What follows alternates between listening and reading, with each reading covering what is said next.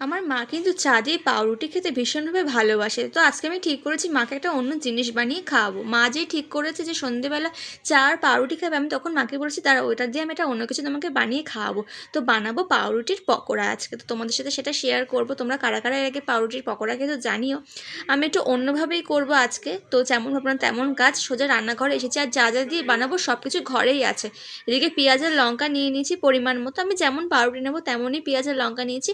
এদিকে পেঁয়াজ কুচি লঙ্কা কুচিও করে নিয়েছি। আর আজকের পাউরুটি না একটু অন্যরকম ছিল, বাবা নিয়ে এসেছে তো এরকমই নিয়ে এসছে। বাবাকে আমি আগে থেকে তো বলিনি যে আমি পকোড়া করবো ওই জন্য। তো এখানে দেখো সাইডে তোমরা দেখলে কেমন তিল দেওয়া ছিল, বাদাম দেওয়া ছিল, বাট কোনো প্রবলেম হবে না, ওইভাবেই আমি বানাবো।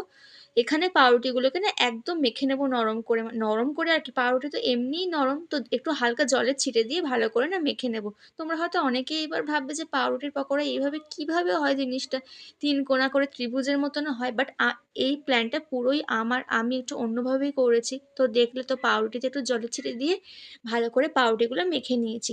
আর এখানে ডিমও দিয়ে নিয়েছি, ডিম তো মাস্ট, এতে ডিম না দিলে একদমই হবে না। আর এতে বেসন বলো, কর্নফ্লাওয়ার বলো, চালের গুঁড়ো কিচ্ছু যাবে না একদম।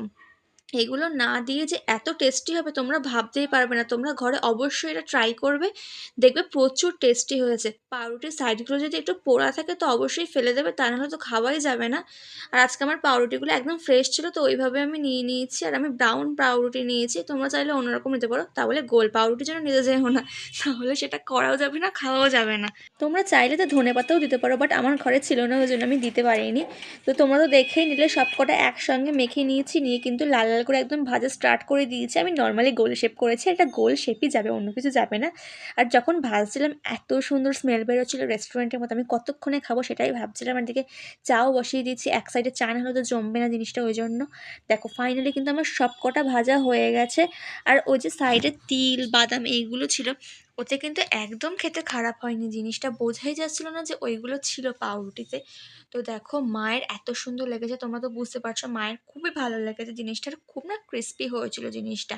আর এতে যে ধনেপাতা যায়নি সেটা কোনো ব্যাপার না, মানে ধনেপাতা ছাড়াও জিনিসটা ভীষণভাবে টেস্টি হয়েছে, তোমরা ঘরে না করলে না একদম বুঝতে পারবে না।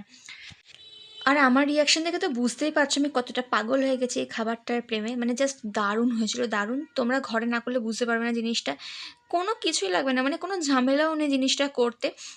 দোকানে তো খেয়েছি, আমিও খেয়েছি পাউরুটির পকোড়া তিন কোণার মতো, আমারও ভীষণ ভালো লাগে, বাট আমি আজকে ডিসাইড করলাম যে একটু অন্যভাবেই পাউরুটির পকোড়া বানিয়ে খাওয়া যাক ঘরে।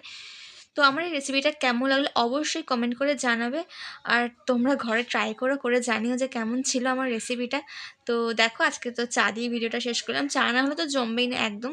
তো ইউটিউব থেকে দেখে থাকলে সাবস্ক্রাইব করে দিও, আর ফেসবুক থেকে দেখে থাকলে ফলো করে আমার পাশে থেকো। আর তোমরা কেমন ভিডিও দেখতে চাও এরপরে সেটাও জানিও কমেন্ট করে। তো চলো টাটা, ভালো থেকো, সুস্থ থেকো সবাই।